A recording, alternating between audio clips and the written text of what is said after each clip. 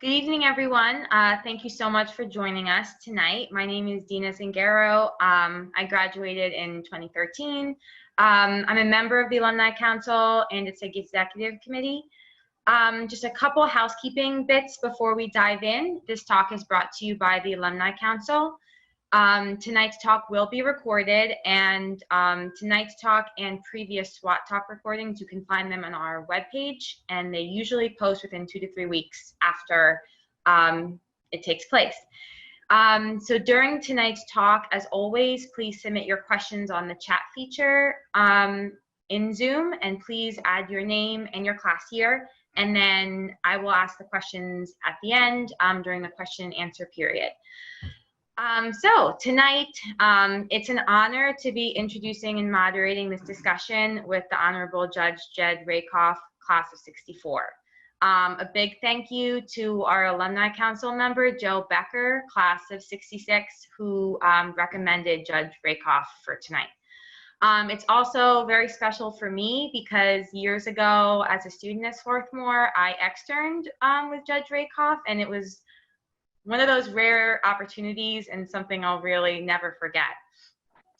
So Judge Rakoff has been a federal judge in the 7th District of New York since 1996. He has been a senior judge since 2010. The 7th District of New York, so prestigious and independent, has been called the Sovereign District of New York. Before serving as a judge, Judge Rakoff was a federal prosecutor and a white-collar criminal defense lawyer. Judge Rakoff has been called a moral crusader and garnered a reputation as a critic of the lack of prosecutions after the 2008 financial crisis. He has also become a leading authority on the application of science in the courtroom. Judge Rakoff teaches law at NYU and Columbia, and he regularly contributes to the New York Review of Books, writing on such issues as access to the courts, the death penalty, mass incarceration, and neuroscience. The pandemic, as we all know, has upended so much of our daily life, and that includes prisons and the courts. Tonight, Judge Rakoff will discuss how the country's mass incarceration is worsening the health risks posed to prisoners in the pandemic, and how the courts are trying to grapple with this perfect storm. With that, I'll turn it over to Judge Rakoff. So thank you very much, Dina. I'm very grateful for that kind introduction. I'm also glad that my wife is muted because she would demand rebuttal time otherwise. But let's turn to the topic at hand. Mass incarceration is one of the most serious social problems in the United States, but its negative impacts have been made even worse by its interaction with the coronavirus in overcrowded jails and prisons. And as a federal judge, frankly, I get to see this every day, and it's not pretty. While many of you may be familiar with the rather dismal statistics regarding mass incarceration, I think it is worth briefly reviewing them. For the past 2 decades and more, the number of persons incarcerated in the United States jails and prisons has never been fewer than 2 million people. The US, I'm sorry to say, leads the world in incarceration, both on a per capita basis and in terms of absolute numbers. In fact, a full 25% of all the people in prison or in jails in the world are in prison or in jails in the United States. Now, this was not always so. For many decades prior to the 1970s, the US prison and jail population never exceeded a few 100,000 persons. But with rising crime rates in the 1970s, 80s, and 90s, it became politically expedient to get tough on crime. And both Republicans and Democrats joined together to pass very punitive laws that required lengthy incarceration. These included mandatory minimum laws that mandated many years in prison, even for nonviolent offenses, career offender laws that mandated life imprisonment for repeat offenders, even when what was being repeated often were relatively low-level crimes, and sentencing guidelines that were originally mandatory, and even though they are now discretionary, are constantly being increased to ever harsher levels. In addition, both state and federal bail laws were amended to allow the pretrial detention of anyone deemed a, quote, danger to the community, which was very broadly defined to include, for example, anyone who sold even a very small quantity of drugs. The result was that the number of incarcerated persons quickly rose to over 2 million. Meanwhile, despite a few recent spikes associated with the pandemic, crime rates have otherwise steadily declined since the mid-1990s to levels not seen since the early 1960s. Yet, while the number of incarcerated persons has modestly declined in a few states, overall, the number of incarcerated persons has remained above 2 million. And that's because we are locking up an ever higher percentage of persons charged with crimes and locking them up for ever longer periods of time. In fact, I would have to say my own observation is that even though state and federal judges have historically been opponents of mandatory minimums, they have over time kind of bought into, or at least become used to, this punitive culture, so it has become something of the norm for a judge to send a defendant, any defendant, to prison, even when not strictly required to do so. And who are these people that we're locking up? To begin with, the great majority are very poor. 40% are African-American males between the ages of 18 and 34. Another 20% are Hispanic males of the same age. At current rates, 1 out of every 3 Black males in the United States will be arrested at least once in his lifetime. And the terrible effect of this on the men themselves, their families, their communities are obvious. And what it says about our society is not very pleasant either. Now, one side effect of this mass incarceration has been overcrowded prisons. In 2011, in the case of Brown versus Plata, the US Supreme Court confronted an extreme case, the prison system in California, where 3 to 4 prisoners were often forced to share a single cell, typically 6 feet by 9 feet, that had been designed for a single prisoner. The negative impact on the prisoner's physical and psychological health was extreme and was often accompanied by a considerable increase in prisoner violence.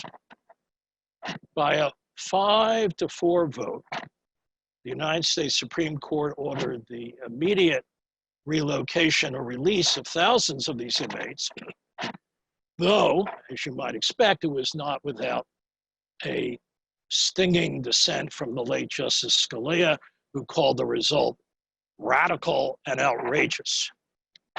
And to be frank, I doubt that the current Supreme Court would have come out the same way as the majority in Brown v. Plata.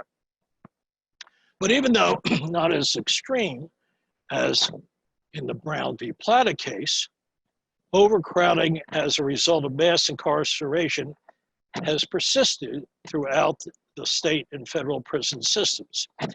It is now the norm that 2 defendants will share a single cell, and that so-called common areas for work and play will be intensely crowded. This is true even in those states with declining prison populations, because in most of those states, the prison authorities have taken advantage of the decline in prisoner population, not to relieve overcrowding, but to shut down old, outmoded prisons while allowing the overcrowding in the remaining prisons to remain intact.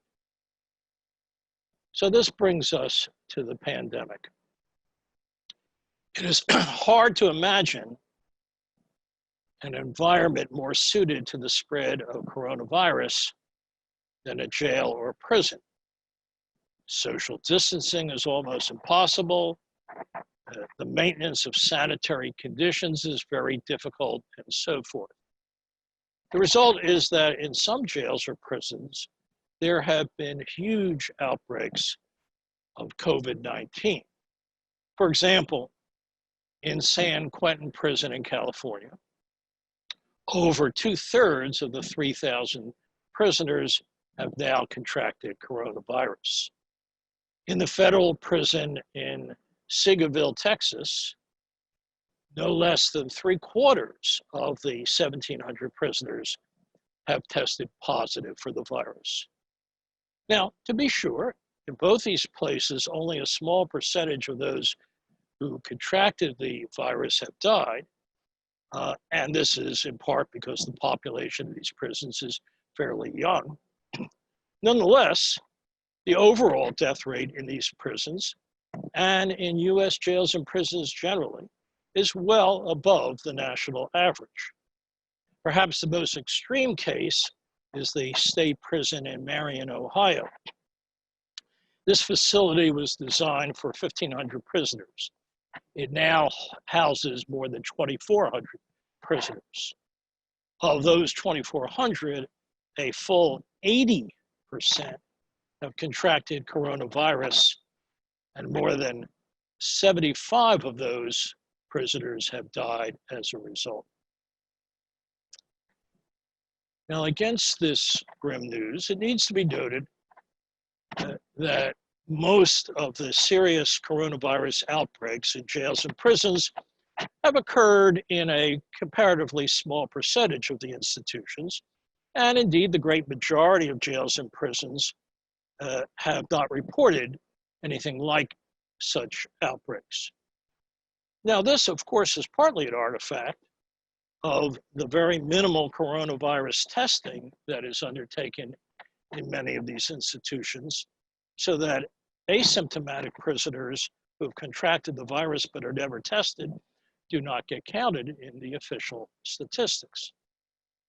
But the relative success of many prison institutions in avoiding serious coronavirus outbreaks, and in many cases avoiding any coronavirus deaths, is also a function of the fairly extreme prophylactic measures that prison wardens have had to take.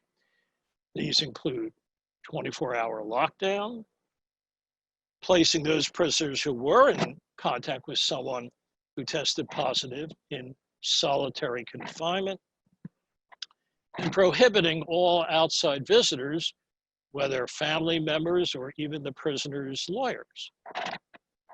The corollary to these extreme measures has been a notable increase in mental health problems among the prison population, and even some suicides. More generally, prison conditions, never wonderful, have now become extremely harsh and forbidding. It should probably come as no surprise that the current Supreme Court is unlikely to do anything about this situation. For example, on August 5th of this year, just a few days ago, in Barnes v. Allman, the court, by a 5-4 vote, stopped an order of two lower courts that would have required the sheriff of Orange County, California, to implement measures designed to stop an outbreak of coronavirus in his local jail. As set forth in the dissenting opinion of Justice Sotomayor, the conditions in the jail included being transported in crammed buses, socializing in rooms lacking any capacity for social distancing, sleeping in bunk beds just 2 or 3 feet apart, receiving 1 small bar of soap each week, etc., etc. The lower courts, sensing that this was a recipe for a coronavirus outbreak, directed the sheriff to take specific, immediate, and practical steps to alleviate these conditions. But a 5-4 majority of the Supreme Court put a hold on this order without giving any reason for doing so. So what can be done to alleviate these dangerous conditions? In the case of the federal prisons, use has been made of a bipartisan law passed a few years ago called the First Step Act, which was so named because it was intended to be a first step toward mitigating mass incarceration, though for that purpose it is proven to be only a very modest step at best. But one provision of the law, known as the revised compassionate release provision, gives both the Federal Bureau of Prisons and the courts the power to release prisoners in what the statute calls, quote, extraordinary and compelling circumstances. To its credit, the Bureau of Prisons has broadly interpreted this law during the pandemic to authorize the release of prisoners the Bureau regards as particularly high risk for adverse consequences if they contract coronavirus. And so far, the Bureau has released about 8,000 prisoners pursuant to compassionate release. That's about 5% of the entire federal prison population. But the federal prison population only accounts for a very small slice of mass incarceration, since in the United States, criminal enforcement is mostly centered in state and local enforcement. And while many states have on their books equivalent statutes to the federal compassionate release provision, very few have interpreted these laws so as to permit the release of more than a trivial percentage of the inmates. Going back to the federal situation, if the Bureau of Prisons denies compassionate release to a federal prisoner or simply fails to act promptly on his application, the prisoner can appeal to a federal district court. As a result, my colleagues and I have been confronted with a large number of such appeals in the past few months. But as you might expect from the fact that these prisoners were not released by the Bureau of Prisons, the ones we're getting are the harder cases and often raise very difficult moral, practical, and legal issues. For example, should you release someone who has a long history of violence both in and out of prison, especially when we are already experiencing an upsurge in violent crime and domestic abuse associated with the stresses of the pandemic? Or how about the nonviolent prisoner who, however, is young, in good health, and has served only a small portion of his sentence? How can it be said that there were truly extraordinary and compelling circumstances requiring his release when there are literally many thousands of prisoners who fit this description? And what about more elderly prisoners, Bernie Madoff, for example, who have physical infirmities that place them at a high risk of death if they contract the virus, but who have committed extremely serious, although in his case, nonviolent crimes, and have served only a relatively small portion of their very lengthy sentences. Such dilemmas are not easily resolved, and because of the speed with which the pandemic arose, there are very few appellate decisions that guide federal district courts who have to decide these applications promptly. As a result, although federal judges have already granted compassionate release in over 1,000 such cases, they have denied release in at least twice that number. But although I am forbidden by federal law from commenting on any pending case, whether before me or before any other judge, I can briefly describe one recent case where I granted compassionate release, since the government has chosen not to appeal and therefore the case is now closed. The defendant was named Paul Zhang, and he was far from a model citizen. In 2008, he pled guilty not only to distributing cocaine and ecstasy, but also to dealing in illegal firearms and in counterfeit goods. I sentenced him, as I was required to do so, to the mandatory minimum of 15 years. But in July of this year, having served about 12 of those years, he applied for compassionate release, not only because he himself was suffering from type 2 diabetes, which put him at high risk if he contracted COVID-19, but also because both of his elderly parents were in very poor health and desperately needed his assistance. Indeed, for this reason, he had spent his most recent years in prison working in the prison infirmary so as to receive training in healthcare. Although the government opposed release, basically because they felt he had committed very serious crimes and should serve his full sentence, I granted release on the condition that Zhang live with his parents and provide the needed care.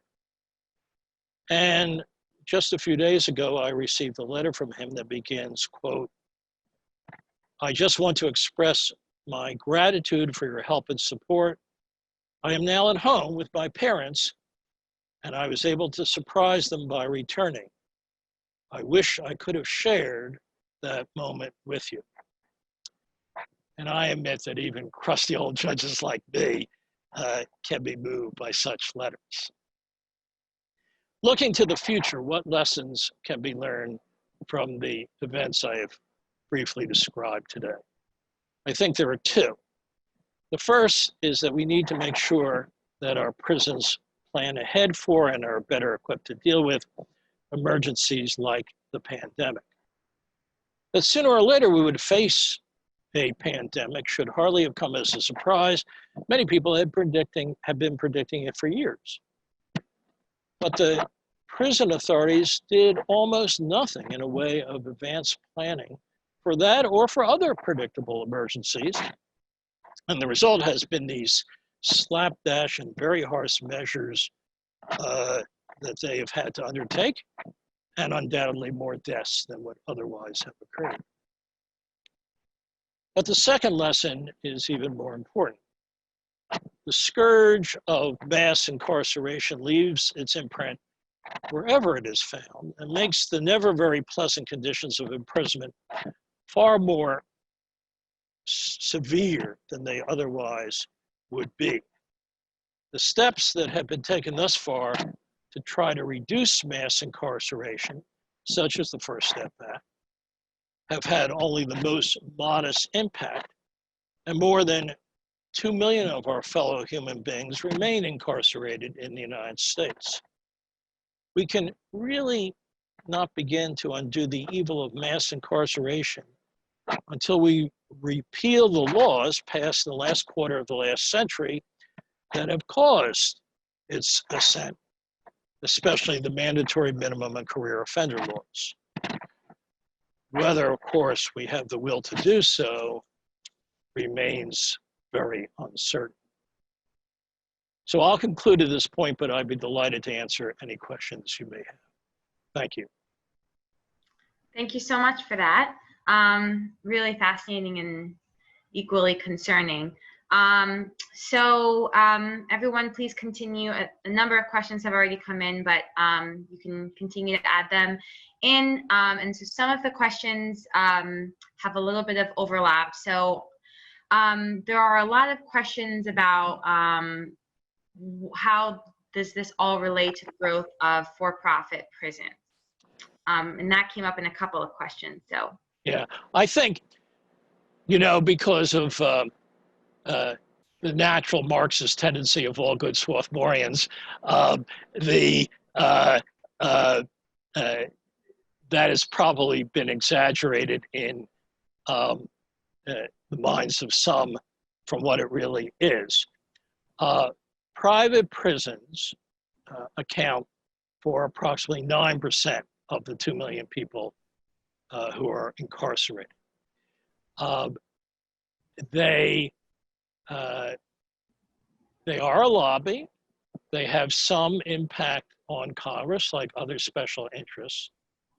But I have not seen any evidence that they are even remotely as effective in that regard as, say, the National Rifle Association or other very prominent lobbies. The First Step Act, which has had only modest effect, but was still a first step, was passed by almost totally Republicans and Democrats alike. And the most severe opposition to it came not from the private prison lobby, but from former federal prosecutors. And as a former federal prosecutor myself, I'm ashamed of that, that happened. But it was the Association of Former Federal Prosecutors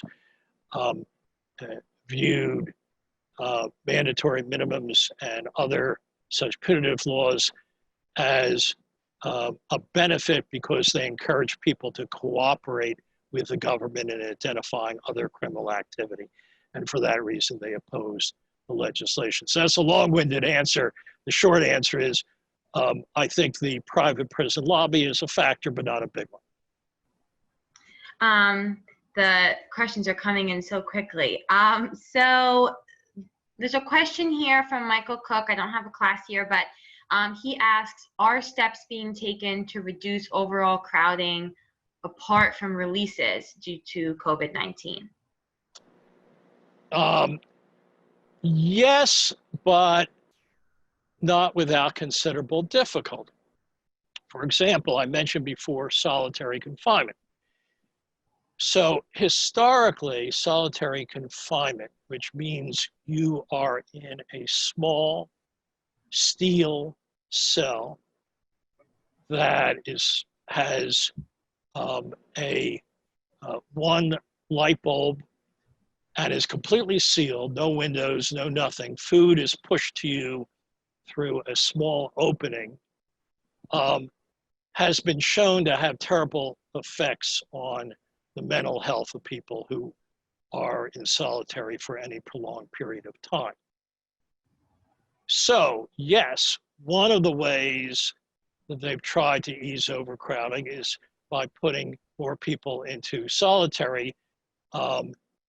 Historically, most of the solitary cells have been open because they're used for, in the typical situation, for punishment.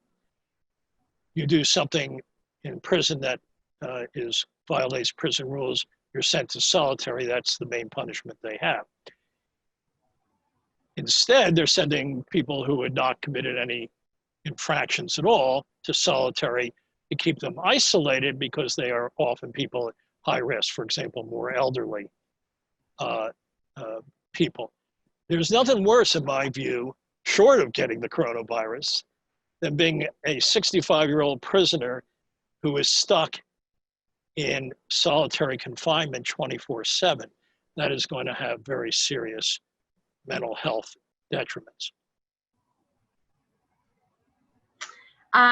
Thank you. Anne-Marie Ote, apologies if I'm getting the pronunciation wrong. Just thank you, Judge. Morally, what is the issue with releasing a prisoner who was COVID positive but has no healthcare plan or place to go? I am concerned with wholesale releases in California that are not being done as carefully as the case that you described. So when someone who has tested positive gets compassionate release, they are first held back in the prison for 14 days, quarantined in effect, and then tested again to see if they are now negative.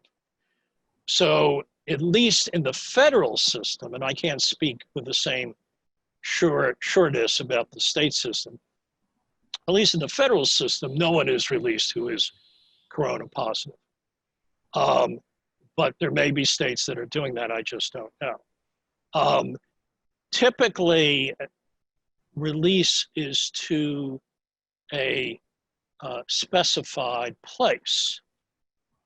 For example, Mr. Paul Zhang's case that I mentioned, I wanted to be sure that he was with his parents because the whole point was to help the parents get better health care.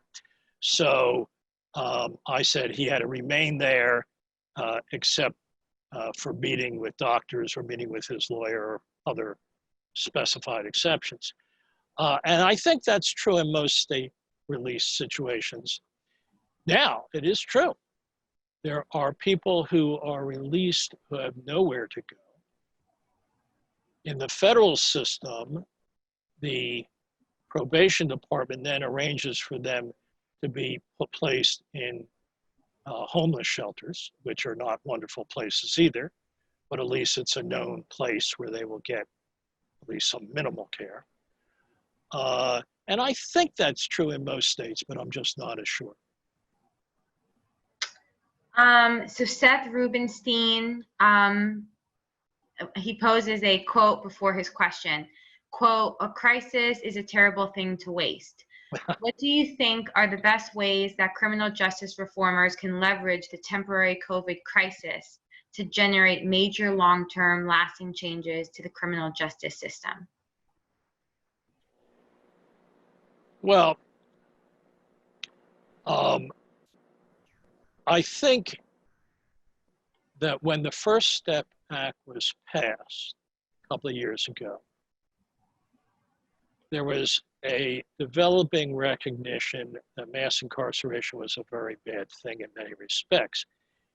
And an important part of that, though by no means the only part, was the recognition that there were really a number of horror cases that could be described. There were cases of innocent people being wrongly convicted and sentenced to life. There were cases of people languishing in jails for 2-3 years because they couldn't afford even modest bail, et cetera, et cetera. And I think those horror stories, I'm sorry to put it this way, but I think those horror stories had a significant impact on the general public and indirectly then on political representatives of the public. There are, I'm so sorry to say, plenty of horror stories to go around as a result of the impact of the COVID crisis on the prison system. I've described very briefly places like Marion, Ohio, but there are much more detailed descriptions that could be given. I think the most important thing, Dina, is that you should do a 60-minute program on this. I'm tempted by how good this talk is, so. So the next question comes from Natalie Giotta. Of all the arguable goals of incarceration as criminal punishment, which do you weigh most or least heavily when you consider whether to grant compassionate COVID release? Well, in terms of granting it, I think the most important factor is usually whether the person is personally at high risk of serious consequences from contracting the coronavirus. The family situation, as in the case I mentioned, also can come into play, but I would say more commonly if you have someone who is elderly, who is suffering from a variety of disabilities that are unquestionably putting him or her at high risk, then I'm going to start with the presumption that this person should be released. The main thing that can overcome that presumption is the seriousness of the crime. I mentioned the Bernie Madoff case. That's a pending case, not before me, so I won't comment further on that. But if, for example, you have a person who was convicted of first-degree murder and has served 10 years, but is in poor health, etc., you might still think it's not consistent with the need to punish that person for that monstrous crime to release that person. So I think the seriousness of the crime is the most important of the negative considerations, and the health of the prisoner is the most important of the positive considerations. The one thing I've learned as a judge is that every case is different, and you need to very, very much get into the details. And so you can't generalize. That's why I don't like, for example, the sentencing guidelines, because they attempt to generalize when human beings are so individualized. But to the extent I can generalize, it's in the way I just indicated.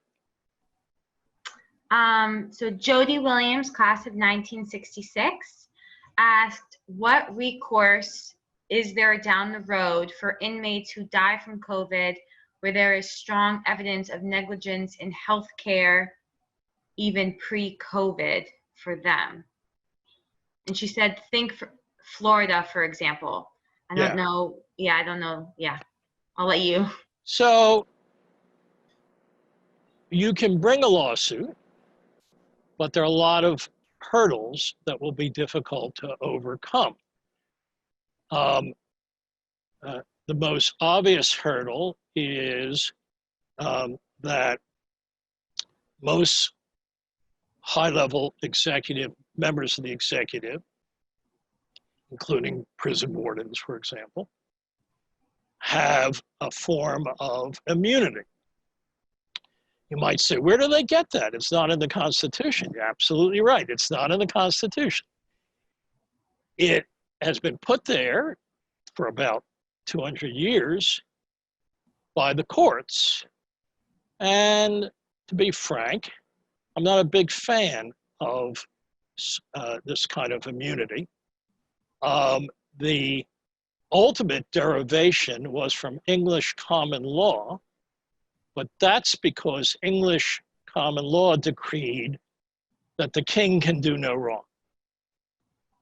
My vague recollection is that we fought a revolution because we didn't agree with that position. But that didn't stop the early courts of the United States from adopting from the English common law a whole slew of principles, including the principle of executive immunity. You read about this every day when it's invoked by the president in claims made against him, but it's invoked much more routinely by policemen, by federal officials above the ministerial level, and so forth. So that there are other hurdles, but that's the biggest one that you need to overcome. The lawsuits that have been the most successful have not really made recompense of the kind the questioner was asking about. If you have a class action seeking to change conditions in a prison, that is not in any way affected by immunity. That's changing the way the system as a whole is organized to make it accord with basic principles of due process and other constitutional provisions. So those lawsuits have, to some extent, succeeded, like the one I mentioned, Brown v. Plata, involving the California prison system. But those are forward-looking, and they don't do a thing for the poor person or his family who suffered in the way the questioner was asking. The next question is from Moria Radin.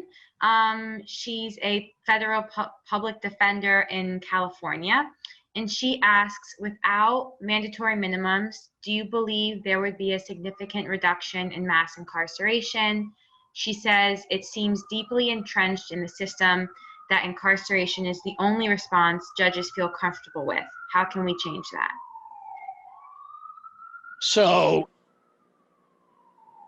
I'm old enough to remember when it was considered a harsh sentence for someone to be sent to prison for 5 years. So there has been a massive change. And you're right that some of it has become ingrained in the attitudes even of judges. But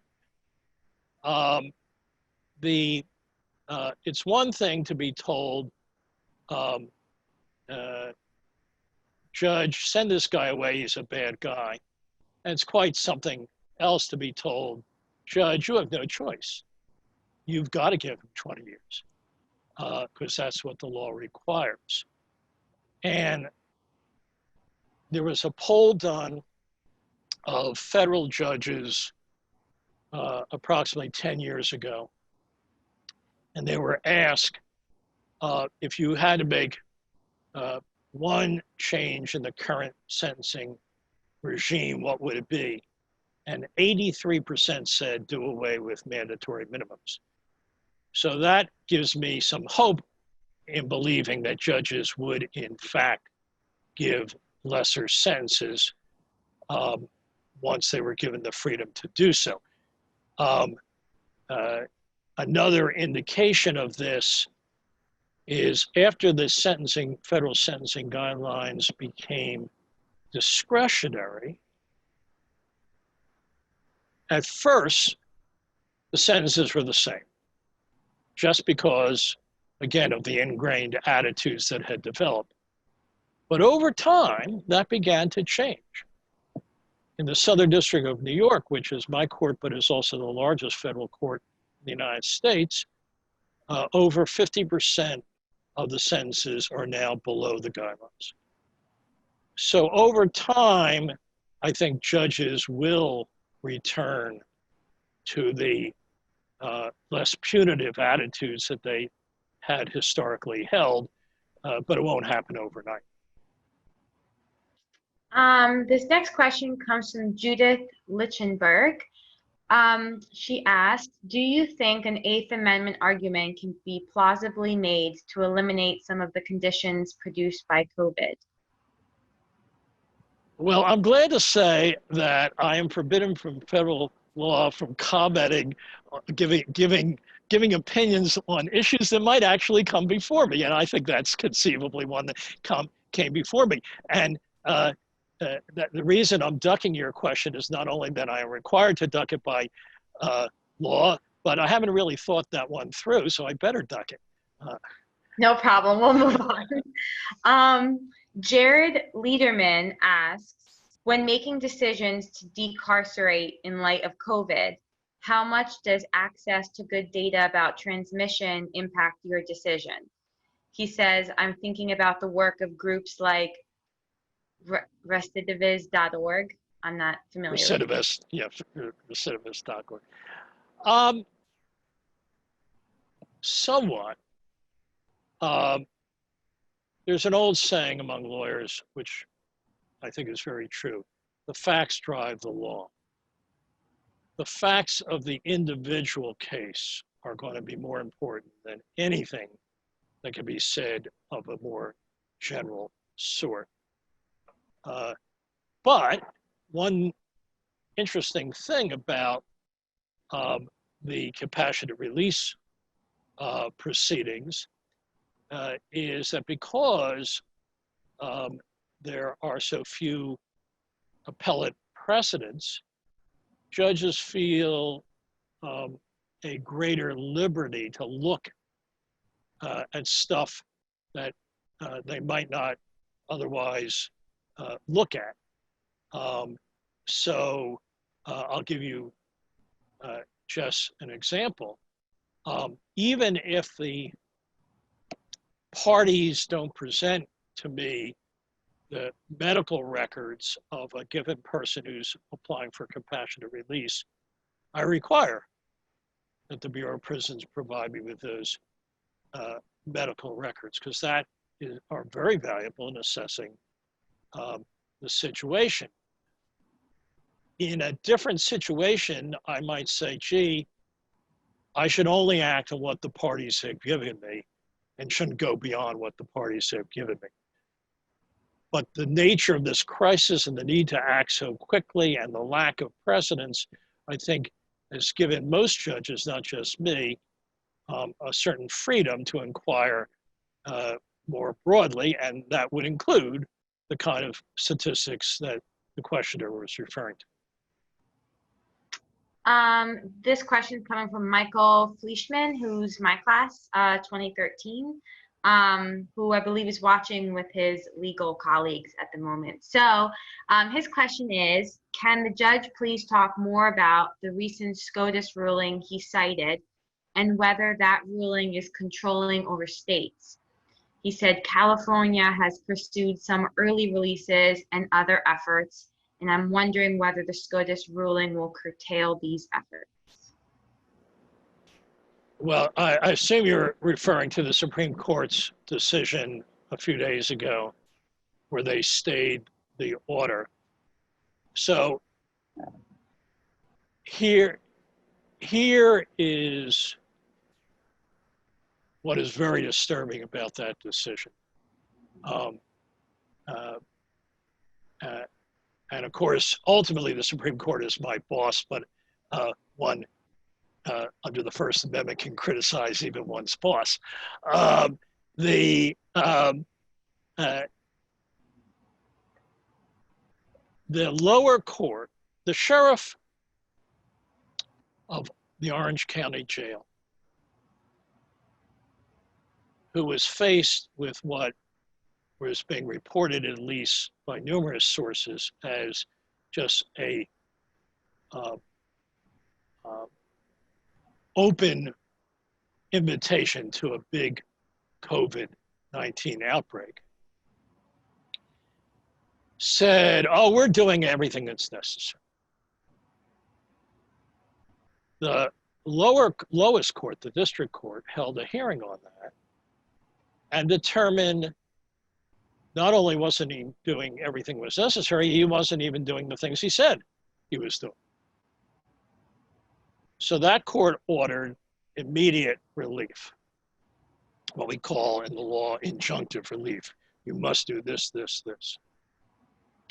It went up to the Ninth Circuit Court of Appeals, and they affirmed. And of course, for this to have any effect, given the nature of the pandemic crisis, it has to be done quickly. The Supreme Court instead, by a 5-4 majority, said, no, we stopped the order. It's called a stay in legal terms. So the sheriff doesn't have to do anything. Now, eventually, the whole case will come before the Supreme Court, and they will be able to decide it. By that time, at the rate things normally happen in the Supreme Court, will be months or years down the line, and so it'll be a moot point, so to speak. So I do think that decision sent very much the wrong message. And I'm worried about its implications, but it's so recent that, you know, we haven't seen the fallout yet.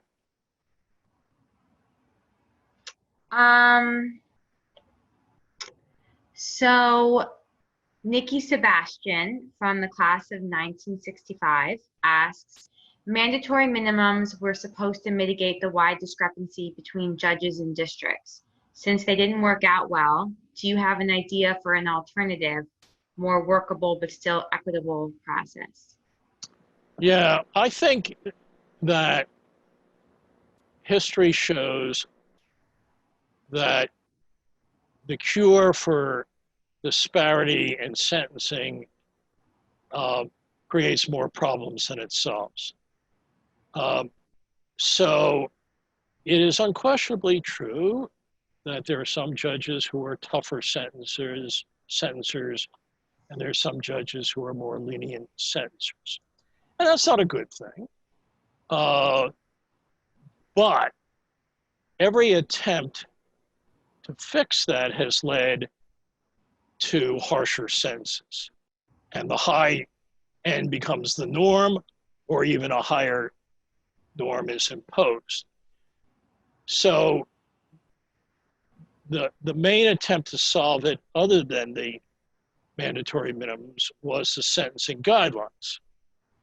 And the theory was that we could come up with an arithmetic score that would tell every judge, you ought to sentence this guy within a certain narrow range. Two things happened. One, Congress kept dictating to the Sentencing Commission that they should raise that range higher and higher.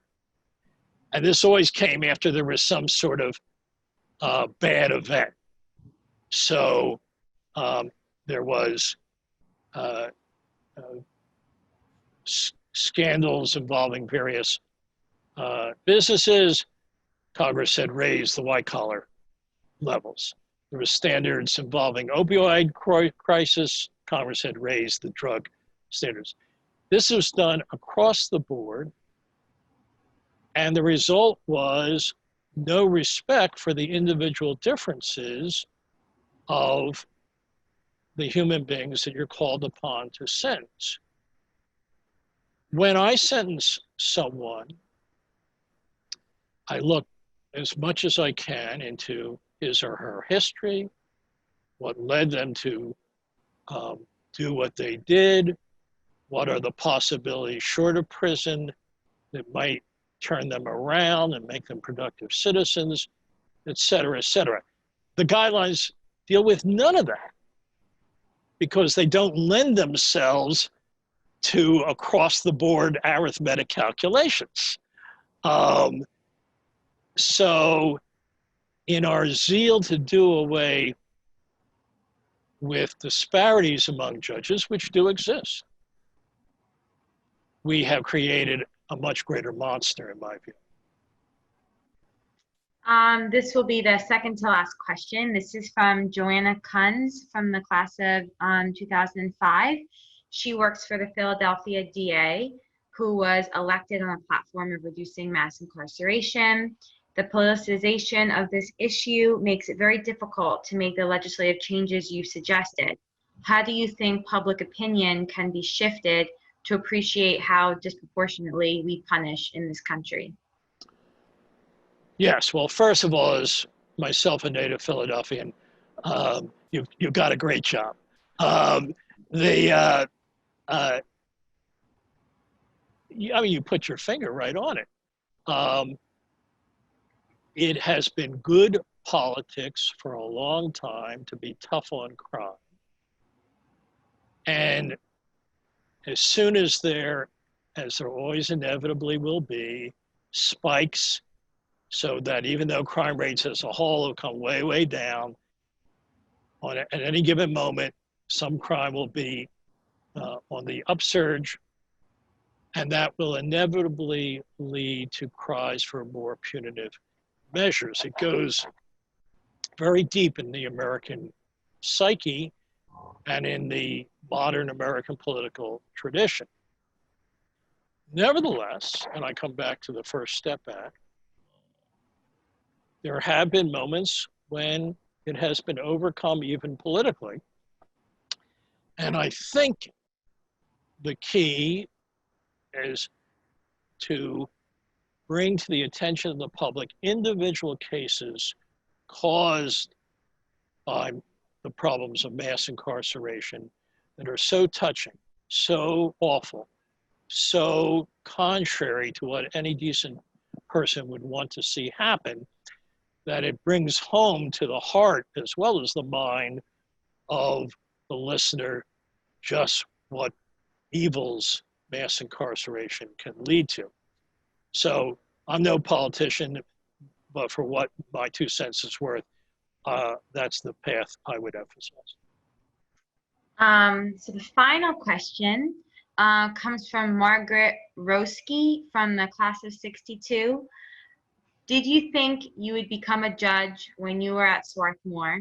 Did Swarthmore help you get there, or other education or life experience? I didn't think I'd become a judge. I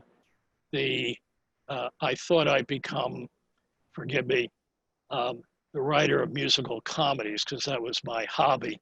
And that showed how little sense of reality I had. But